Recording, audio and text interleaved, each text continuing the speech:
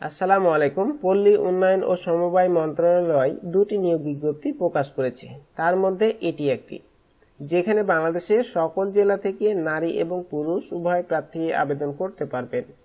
আমি যে বিষয়গুলো নিয়ে আলোচনা করব: পদের নাম ও বেতন স্কেল, পদের সংখ্যা, শিক্ষাগত যোগ্যতা ও অভিজ্ঞতা, বিজ্ঞপ্তি অনুযায়ী প্রার্থীর বয়স কত হতে হবে, অনলাইনে আবেদনের শুরু ও শেষ তারিখ কবে এবং আবেদন ফি কত টাকা পরিশোধ করতে হবে, সবকিছু এই ভিডিওতে বিস্তারিত আলোচনা করব। আশা করি আপনারা সম্পূর্ণ ভিডিওটি দেখবেন। চলুন আমরা মূল ভিডিওতে যাই। দেখুন, সহকারী হিসাব রক্ষক কর্মকর্তা, বেতন স্কেল 12,500 থেকে 30,230 টাকা। 11তম গ্রেডে 335 জনকে নিয়োগ দেওয়া হবে।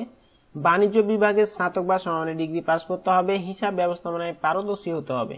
বিজ্ঞপ্তি অনুযায়ী প্রার্থীর বয়স 31 মার্চ 2025 তারিখে 18 থেকে 32 বছরের মধ্যে হতে হবে।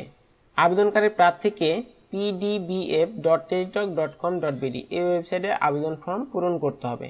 অনলাইনে আবেদনপত্র পূরণ ও পরীক্ষার ফি জমাদানের শুরু তারিখ ও সময় 27 মার্চ 2025 তারিখ সকাল 10টা থেকে শুরু হয়ে অনলাইনে আবেদনপত্র জমাদানের শেষ তারিখ ও সময় 16 এপ্রিল 2025 তারিখ বিকেল 5টা পর্যন্ত চলবে।